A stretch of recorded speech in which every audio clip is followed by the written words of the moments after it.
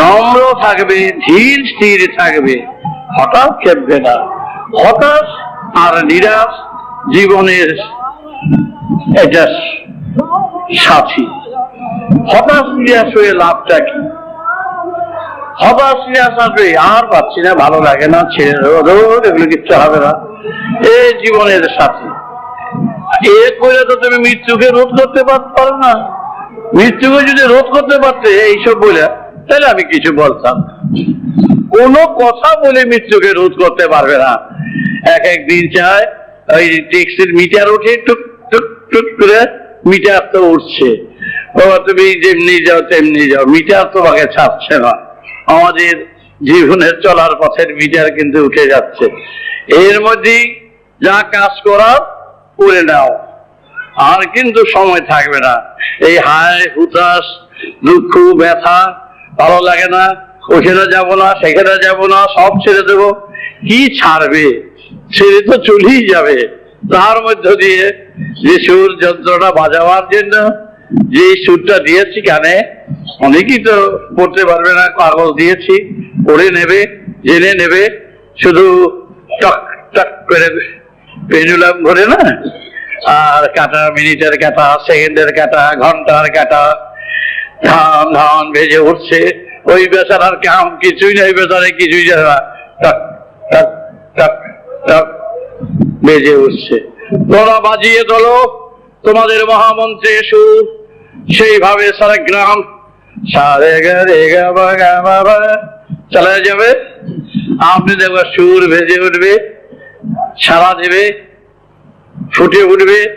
কেমন করে ডাল ভাত খেলে কেমন করে রক্ত মাংস বৃদ্ধি হয় তোমরা চেষ্টা করো, না আঙ্গুলের এটা চিপ দিয়ে রক্ত বার করো? ভিতরের যন্ত্রগুলো যে যার মধ্যে চলছে, হার্ট চলছে, লাং চলছে, ফুসফুস চলছে, গল ব্লাডার চলছে, স্টমাক চলছে, যার যার যন্ত্রের ফ্যাক্টরি। আর বাইরে দেখতে হবে না, যার যার ভিতরে ফ্যাক্টরি চলছে। এই ফ্যাক্টরিতে রক্ত মাংস সব হয়ে যাচ্ছে। প্রায় তেমনি টকটক করলে কি করে হবে? এমনই টকটকের একটা সারা আছে, সমাথায় গিয়ে ধান ধান বেজে উঠবে নিনাদের সুর। তখন বুঝতে পারবে কেন এই পৃথিবীতে এসছো। জানোই তো না কেন আসছো। এই বাল বাচ্চা দিলে আর রেশনের খুলতে নিয়ে দৌড়াবে, এই জন্য এই সৃষ্টি। অপুরন্ত ভান্ডারের মালিকের সাথে যুক্ত হতে হওয়ার জন্য যে সৃষ্টি তত্ত্বের রহস্য চলছে আমাদের জীবন যাত্রার ভিতর দিয়ে, আমরা নিশ্চয়ই খুঁজে পাবো সেই সারা। কারণ সারার থেকে আমরা জন্ম, সেই বাতাস, জল, মাটি, তার থেকে জন্ম। সুতরাং আমরা সেই সুরের সারার সাথে মিশবো এবং সবাইকে মেশাবো। এই আমার কর্তব্য। আমি খেতি, আমি চাষি, আমি বীজ বপন করে যাচ্ছি। এ বীজ ফুটে উঠবে, সুন্দর ফলে ফুলে ভরবে, সুগন্ধময় হবে। তোরা তন্ময় থাকবে, কর্তব্য কাজ করবে, ঘর রক্ষা করবে, সব কাজ করবে, প্রত্যেকের সাথে ভালোবাসা বিভোর হয়ে থাকবে। ঘাত প্রতিঘাত সহ্য করবে। ঘাত প্রতিঘাত যদি না খাও তাহলে পাকা হবে কি করে? পাকা যদি হতে চাও, আঘাতের পর আঘাত সহ্য করতে হবে। তখন তোমরা জেনে নিতে পারবে যে কোত্থেকে এসেছি, কোথায় যাব, কি আমাদের প্রয়োজন, এই সৃষ্টির রহস্যটা কি, প্রয়োজনটা কি, ভালো করে বুঝে নিতে পারবে। কোনো অসুবিধা হবে না। আমি তোমাদের প্রাণের সঙ্গে যুক্ত হয়ে আমি সবাইকে এক প্রাণ করতে চাই।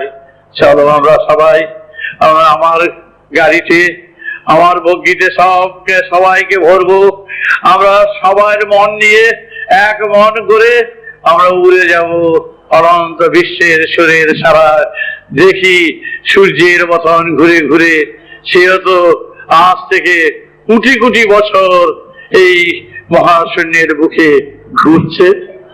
সূর্য কখনো উদয় হয় না, সূর্য কখনো অস্ত যায় না। তোমরা তো দেখো উদয় অস্ত, সূর্য কোনোদিনও উদয় হয় না, কোনোদিনও অস্ত যায় না। এটা আমাদের বিভ্রান্তে দেখছি। পৃথিবী ঘুরছে বলেই উদয় অস্তটা দেখছি। সে চির উদয়মান উদিত হয়ে আছে এই বিশ্বের মহাশূন্যে, চিরকাল সে উঠে আছে। তাই আমরাও তারই সাথের সাথী, আমাদের মন আমাদের প্রাণ সেভাবে নিয়ে চলবে। আমরা এক বন্ধনে রয়েছি। আমি তো জ্ঞান পিপাসুক, জ্ঞান ভিক্ষুক, আমি সেই পিপাসার মিটবার জন্য চলছি অনন্ত যাত্রার পথে। তার জন্য তোমাদের আমি দিয়ে যাচ্ছি আমার অন্তরের প্রেমের ভালোবাসা, জ্ঞান বিবাসের সেই সুর এবং সারা। তাই আর কিছু বক্তব্য নাই। রাম নারায়ণ রাম, রাম নারায়ণ রাম, রাম নারায়ণ।